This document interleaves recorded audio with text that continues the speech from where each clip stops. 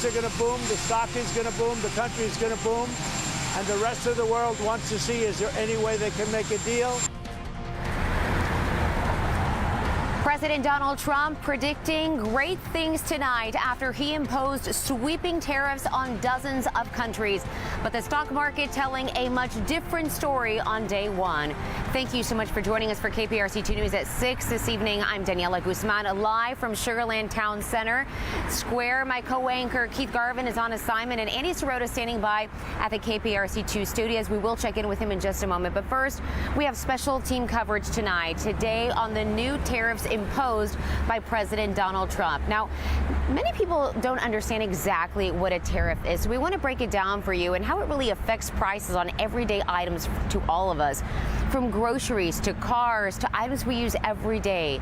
KPRC 2's Jaewon Jung is here to break it down for us. She's joining us live from the University of Houston after speaking with an economics professor. Jaewon. Yeah, hey there, Daniela. So what exactly are tariffs? Professor Dietrich Vollrath tells me they're essentially sales tax on items from another country. So that can be everything from the smartphone you use every day to the clothes that you wear.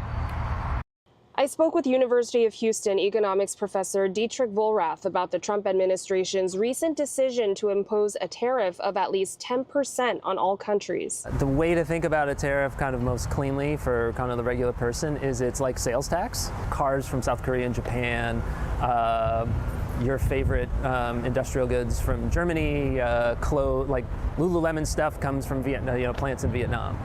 So the size of the amount of imports we do it's trillions of dollars. Let me give you an example by following an Apple iPhone through the supply chain. Almost all iPhones are manufactured in China. Let's say the manufacturing cost of the iPhone is at $500.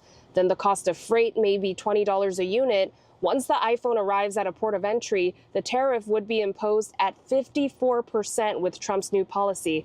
That's an additional $280. That means the iPhone would cost $800 before retailers mark it up. Vollrath tells me the cost will be passed on to consumers. Depends on the country this stuff comes from. It depends on what you're buying. So I think you can start to parse out things. Like you can imagine certain clothing items might go up by 30 to 40%. They're being sourced from Vietnam or some other countries. Almost everything in the economy will be impacted because of the fact that lots of companies use parts and pieces and bits from abroad.